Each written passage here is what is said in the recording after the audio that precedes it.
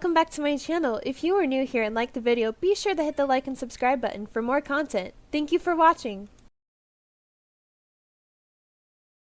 Welcome back to another part of If the World Falls to Pieces. If you are new here, all the previous parts will be put in the description. Trigger warnings, mentions of blood and death, and I guess specifically for this part, pet death. I won't keep you all waiting too much longer. I know you're just dying to know what comes next. The wait is no longer. Hello my lovely viewers. Looking for some affordable and good quality anime merch? Want to support your favorite Haikyuu team or join UA? What about joining the Straw Hat Pirates for an adventure or two? Want to join the Black Wolves or the Fairy Tail Guild? Well, this site has that and so much more. Use my discount code and receive 10% off your entire order. Link and code is in the description. Thank you so much for watching.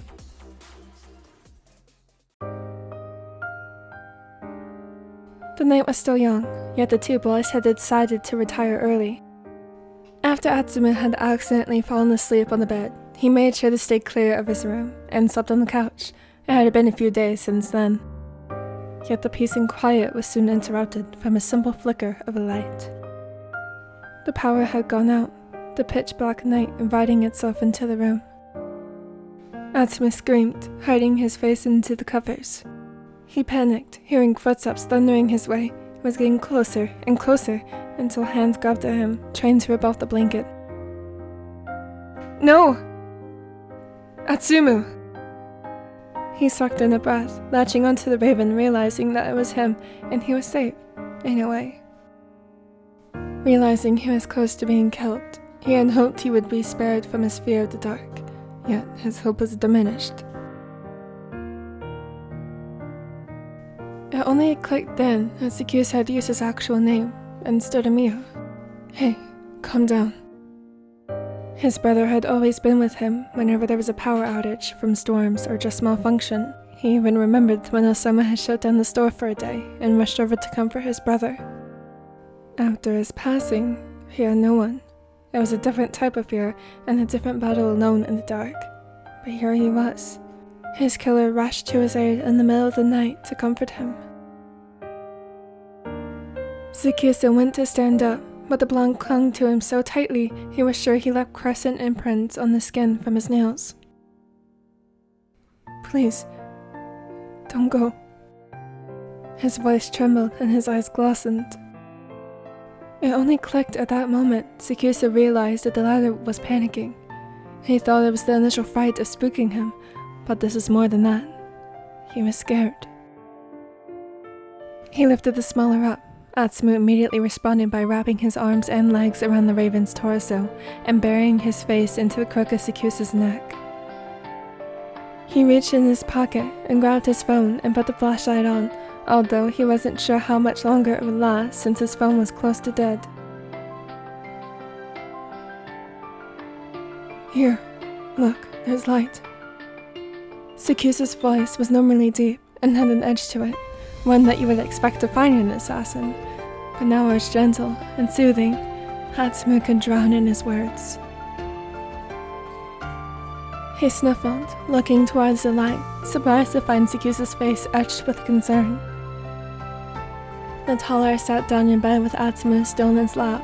He grabbed the blanket, wrapping them both up despite the fact that the blonde was doused in sweat.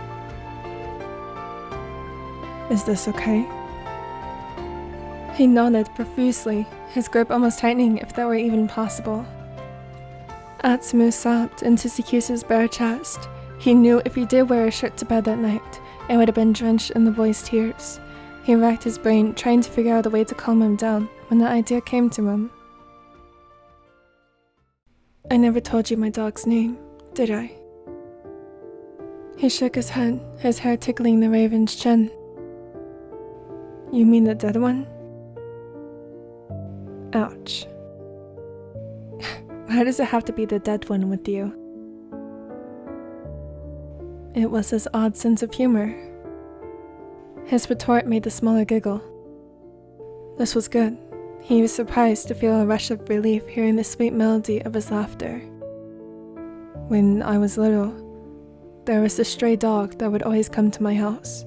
My parents, well, they weren't the best. They were what led me to this line of work. Atsumu looked up, staring at the ladder whose gaze was glued to the ceiling.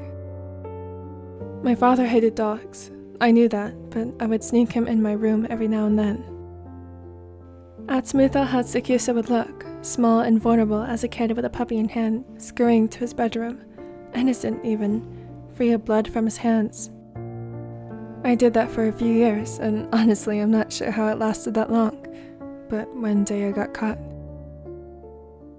My father killed that dog right in front of me. He winced, remembering the whole scene. He wasn't even sure why he'd chosen the story to tell the blonde. He'd never spoken of it aloud, but here he was. He felt exposed, yet safe to do so with him. Atsumu gasped. "And you let me joke about that?" Sakusa chuckled, now noticing his hand rubbing the ladder's back, but he hadn't seemed to notice, too busy going on a rampage on his own dark humor. "It's fine. It was years ago." "It's not fine. Your parents were complete assholes. They could have kicked him out, but kill him?" "Well, it was to be expected. They were assassins too." Atsumu felt his mouth closed and his lips thin. Had that been what he meant when he said that they were the cause of his career path? "I was actually weak growing up, always getting sick and not being the best at combat." That was shocking. Seeing the assassin in front of him, it seemed nearly impossible. He looked like a prodigy almost. Well, for killing at least. "They sold me by placing a bounty on my head, actually." "They what?" His voice was so low from anger boiling up inside. Sakusa looked from the ceiling to the blonde. His eyes were cold, thinking of the two people who he called Mom and Dad. "Don't worry, I was able to get my revenge in a way.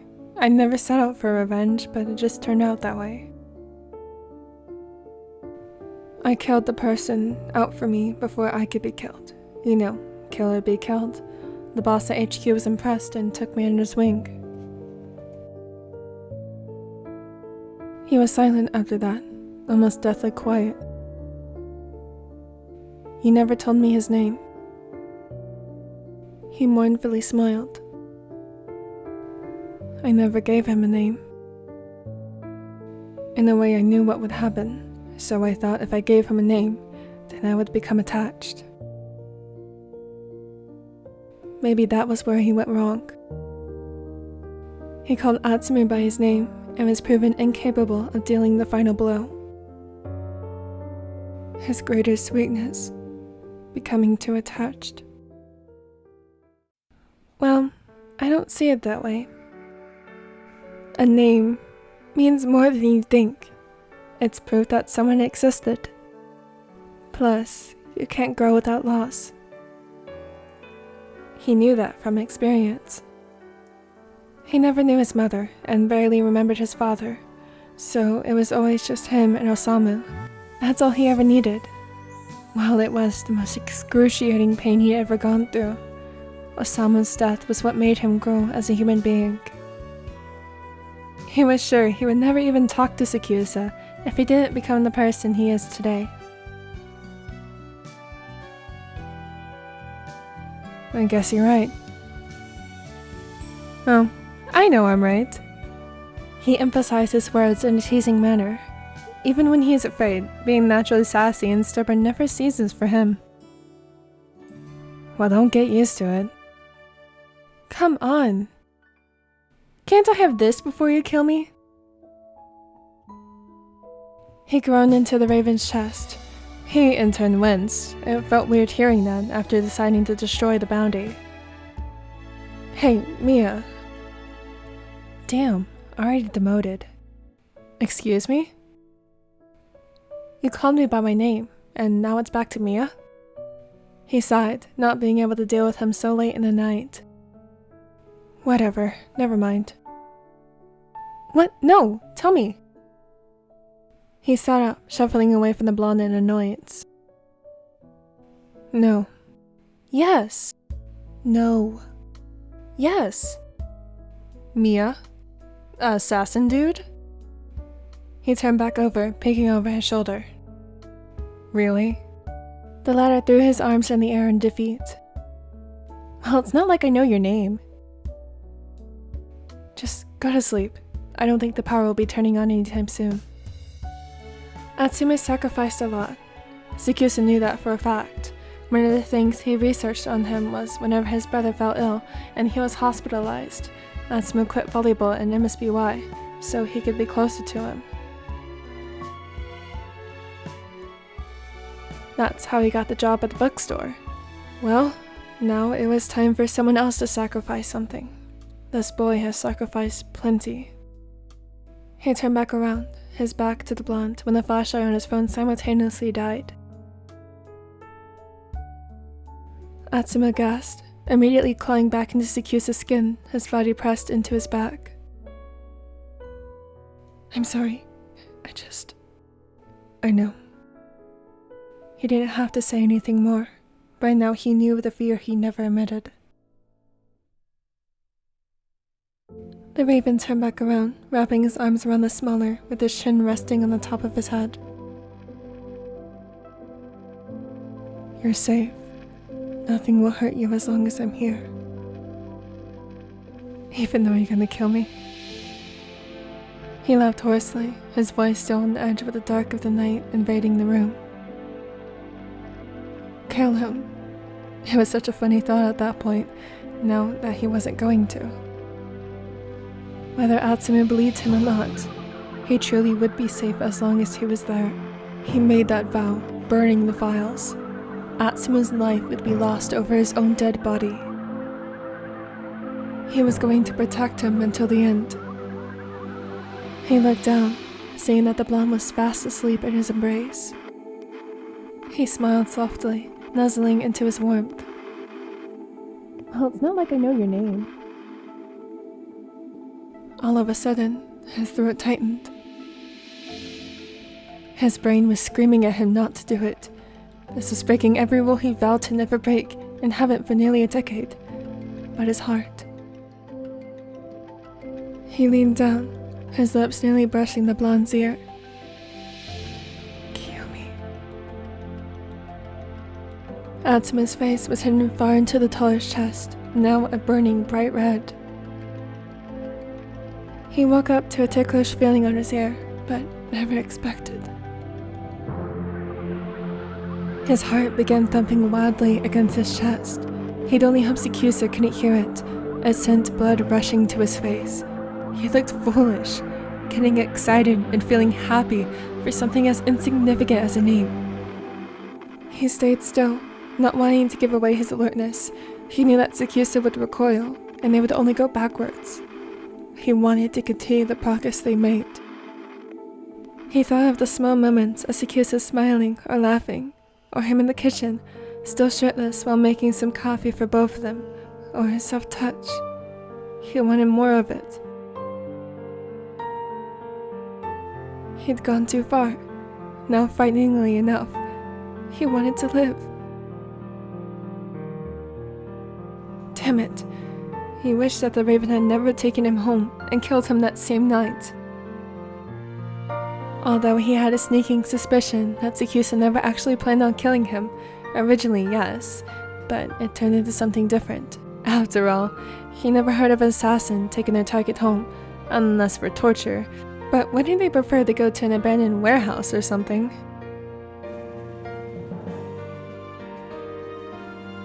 He mentally shook his head, noticing the raven was fast asleep. Damn it. He muttered, completely ruining all reason to go through with meeting his brother.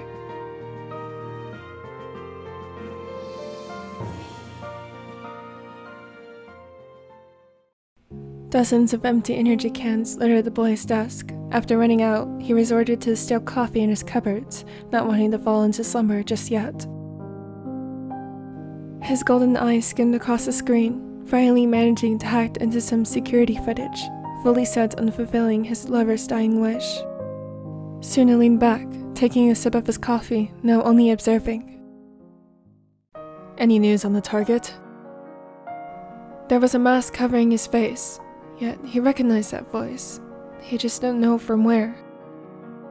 Yes, it's as we feared. There's an assassin protecting him. The first man roared in laughter. Don't humor me. Well, it's certainly not impossible. It's happened before. His laughing ceased and his eyes narrowed. Who is the assassin? The latter stayed silent. Who is it? He repeated, this time as a warning. Sakusa Kiyoomi. Soon his eyes widened. This was worse than he expected. They already knew. There wasn't much time. He turned his attention back to the screen, seeing that the man had shoved everything off of his desk. Kill them both. But sir, you will not rest until both of their heads are brought to me. He stayed silent and left the room. Shit, I have to warn Kusa. And you. He froze, terrified to see the man staring right at the camera. At him. You might have taken the first meal from me, but you will not get away with it again. Then it clicked. The voice. It was the voice of the man who ordered to have the twins killed, the company's #1 buyer, and also HQ's boss.